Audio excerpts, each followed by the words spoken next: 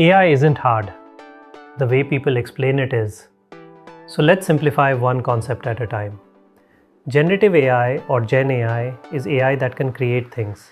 Text, images, audio, video, designs, code, and more.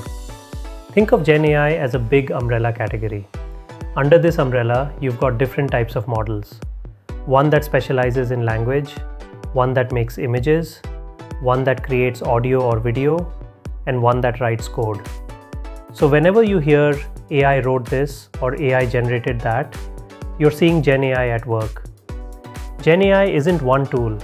It's the capability to generate new content from instructions. And this is the technology that removes the blank page at work, whether you're drafting an email or generating product visuals. GenAI reduces the time from idea to output. It makes teams faster, more creative, and more consistent.